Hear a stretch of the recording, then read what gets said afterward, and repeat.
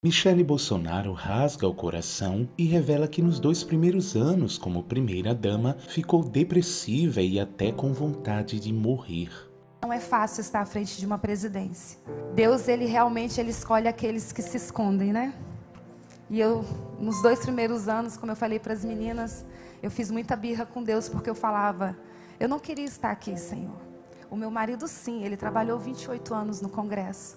Mas eu sempre fui uma dona de casa, porque eu escolhi ser dona de casa. A mulher, ela pode estar onde ela quiser, mas eu escolhi cuidar das minhas filhas, não terceirizar a educação delas.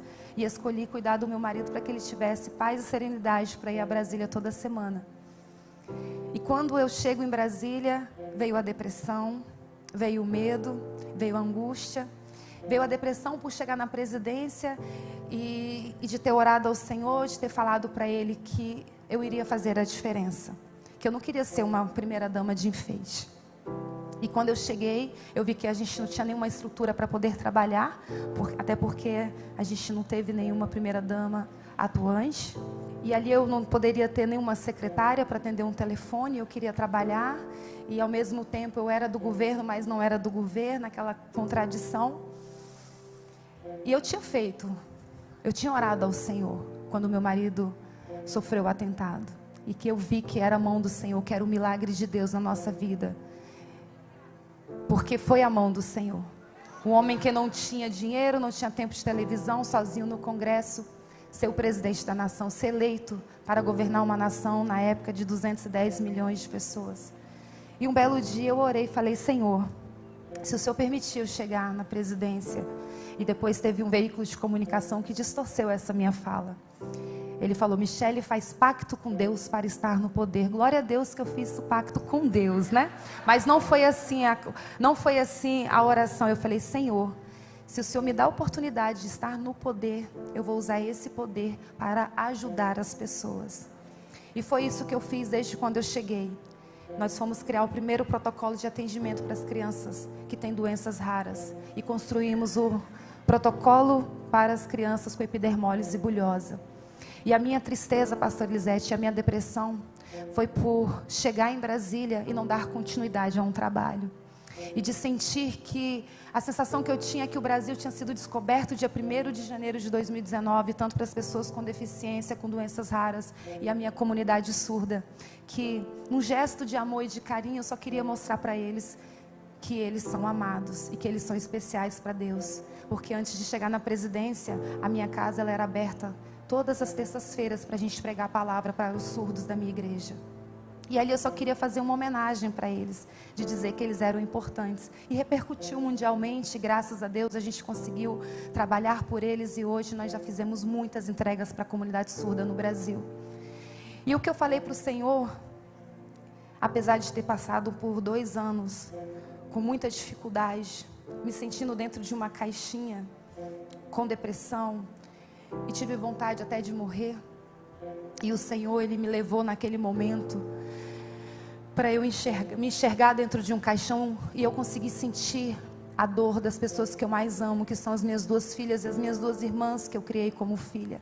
E naquele dia o Senhor me despertou. E naquele dia eu falei, eu preciso orar.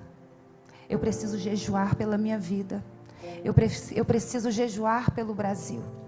E foi a partir desse dia que nós pegamos uma sala, um depósito, fizemos uma limpeza e trouxemos a presença do Senhor para aquele lugar. Porque antes de dormir no Alvorada e antes de dormir na Granja do Torto, nós oramos e consagramos aquele lugar ao Senhor. E depois nós começamos toda segunda-feira a jejuar e orar pelo Brasil, naquelas orações tão simples, sem entender como que é uma intercessão de verdade, pastor Antonieta. Agora que o nosso mingau foi acrescentado mais uma colherzinha de maisena. E a gente ali na nossa inocência orando, mas como Deus na nossa inocência nos respondeu. E cada vez Ele ia nos mostrando e tirando e fazendo a sua faxina espiritual dentro daquele lugar. E a prova disso tudo foi que Deus nos fortaleceu e colocou pessoas para caminhar conosco, trazendo a pastora Ezenete, uma intercessora, uma das mais importantes intercessoras da nossa nação. E eu até brinco com ela porque eu falo que eu acabei de chegar e já sentei na janela. Mas hoje ela tem estado conosco, tem nos ajudado a ter esse entendimento no mundo espiritual. E como Deus nos ajudou, porque a gente começava a semana orando, jejuando pela nação. Quando chegava quinta, sexta-feira, a gente se arrastando, a gente achava que não ia mais conseguir.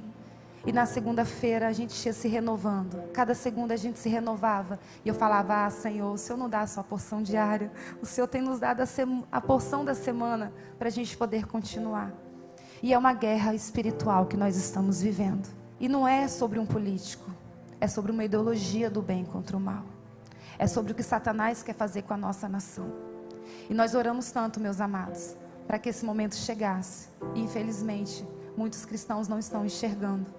Não olhe para o meu marido. Olhe para mim. Olhe para mim que sou uma serva do Senhor. Que dobro os meus joelhos e tenho entendimento do mundo espiritual.